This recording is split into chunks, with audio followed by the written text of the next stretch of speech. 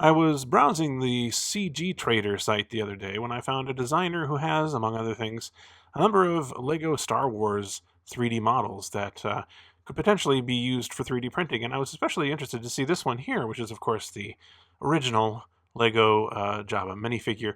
I thought it would be pretty cool to print off a jumbo version of a LEGO minifigure, but I don't really like this version as well as the new version of Jabba, which looks like this, in case you can't recall. And so I contacted the designer and asked him if he had one. He didn't have one immediately ready, but he said he could make one for me, so I went ahead and bought it from him. And here it is. It's incredibly tiny in its unaltered state. But of course, with 3D printing, you can make things just about any size you want, so that's not going to be a problem for us. Now, one thing that's kind of interesting about this model is that you can separate it out into different pieces using Simplify 3D's Separate Connected Surfaces tool. Once we do that, we can see some of the things in the internals of the figure here, like this central column that seems to be made up of a lot of zero thickness shapes, so you couldn't actually print this without repairing it in some way. And on the bottom we have the little Lego stud parts as well, which are interestingly individual pieces like this. There's also the pins for the arms.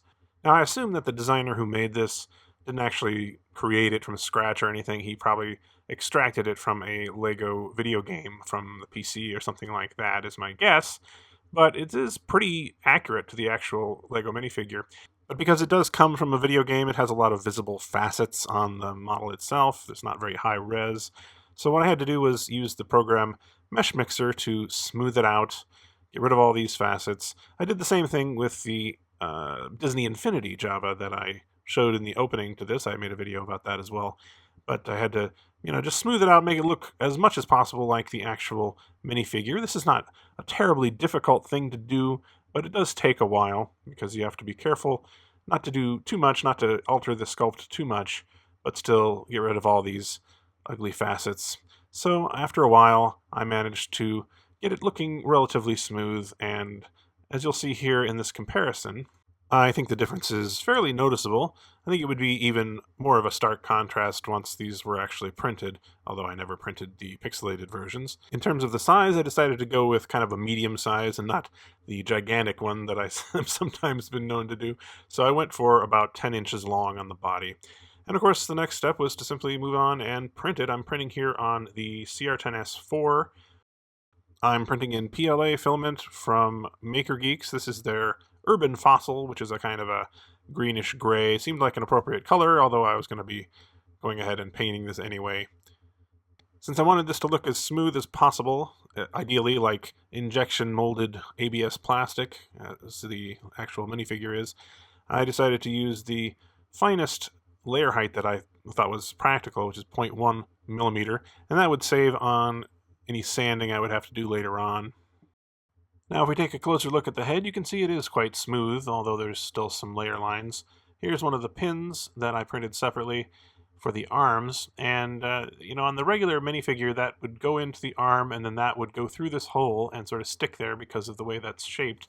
But that relies on the plastic being able to deform a little bit, and it doesn't really work at this size and with PLA plastic, so I decided to go through it the other direction and just sort of use a friction fit to make them stay there, and it actually works pretty well. They stay there no problem, but you can still move them.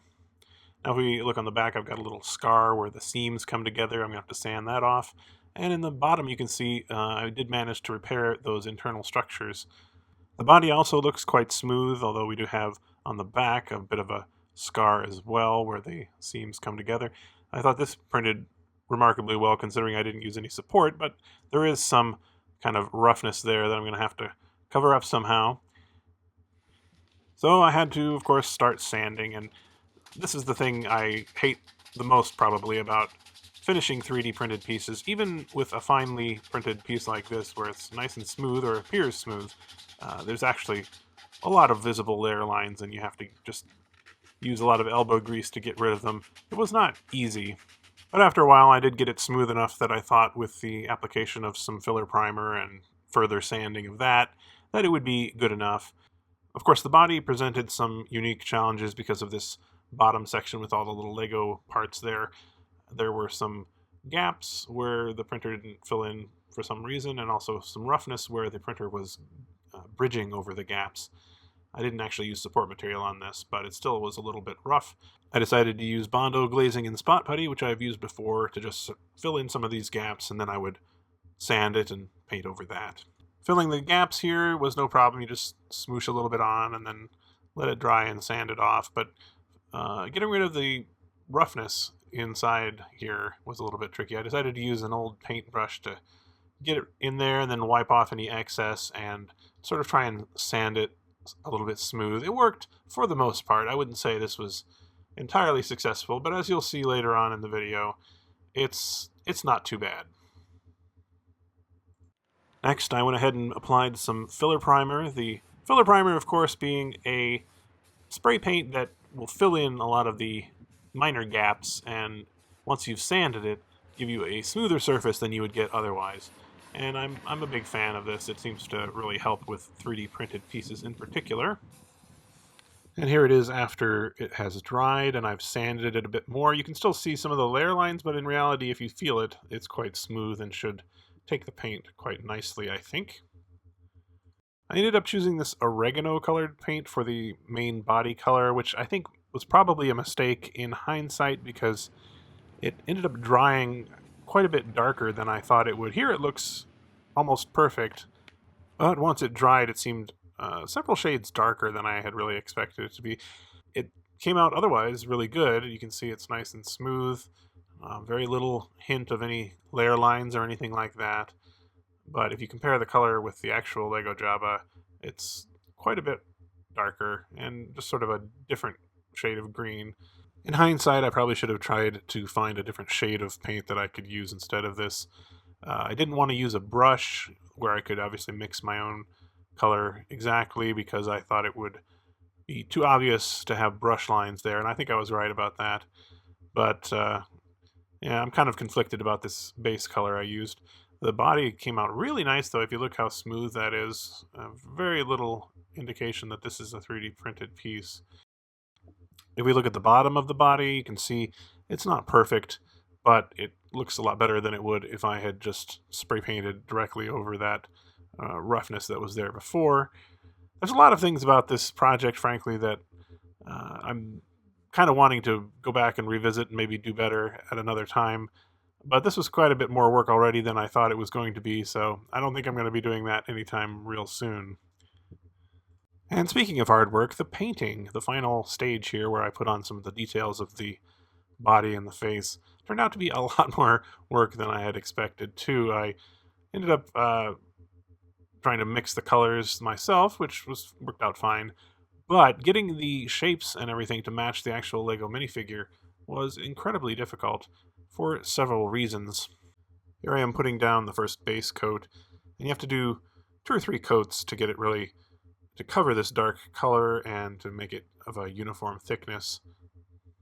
One thing I discovered after starting to paint is that the 3D model I was using is really not a perfect match for the actual Lego minifigure, so it's difficult to paint it in exactly the same way because all of the features don't match up.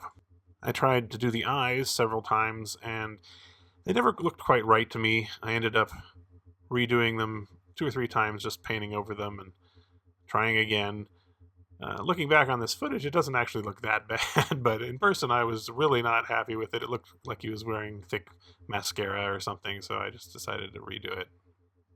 In the end, I decided to go with a bit more realistic style, and I'm not really sure that this was a good idea. I ended up putting some shading and highlights in and things, trying to kind of compensate, I guess, for the lack of some of the sculpted details that should be on there. Like his bottom lip, for example, is really not on the 3D model at all, even though it is fairly prominent on the actual minifigure. And there's other things like that that I felt like I had to kind of compensate for. I'm still, as I say, not sure this was the best approach, but oh well, this is what I decided to do. As for the body, if you look at the actual Lego minifigure, you can see he's got some wrinkles and things on the body in a contrasting color. So I decided to do that. Now, unfortunately, because this main base color ended up so dark, I had to go with a darker color for the wrinkles as well, and they stand out maybe more than they really should, but overall, it's not too bad. They look a little bit too hand-painted for my taste, but I'll have to say, hand painting perfect lines is not easy. Finally, when it comes to assembly, I wanted everything to be assembled just like the actual Lego minifigure with the same pins so that it would be able to move in the same way. Unfortunately, this pin that came with the figure was way too big to fit in this hole, and I think it's because, as I mentioned earlier, I had to repair this inner structure so that it would print properly, and it probably changed the dimensions a bit. So I had to go and print several of these just to find one that would actually fit in the hole, and I eventually did find one. And after a few more paint touch-ups and a spray of gloss coat to sort of protect everything and also even out the finish, it is basically complete. And, I'm happy to say that it does work just like the Lego minifigure in terms of its articulation. And more or less, I'm happy with it, I guess. It's kind of a first experiment for me. If you compare it directly to the actual Lego figure, it's a little off in terms of, well, various things, but I do think it works fairly well as a figure just sort of on its own. So I don't know if I'm going to be doing any more printing of Lego minifigures in the future. I might want to look into maybe doing a humanoid at some point. That might be fun. Now, unfortunately, this model, as I said, is not publicly available. You can, if you really want to, go to the CG Trader site and contact the designer and buy one from him. Although, as I said, you're still going to need to do quite a bit of work to get this sort of suitable for printing. So I'm not sure I can really recommend it. Plus, it's kind of expensive at around $20 to $25 for just a tiny little model. Still, it was fun to print, and I'm glad I tried it. Maybe it'll give you a few ideas of things that you might be able to print that you didn't think were possible in the past. Anyway, thanks very much for watching, and see you again next time.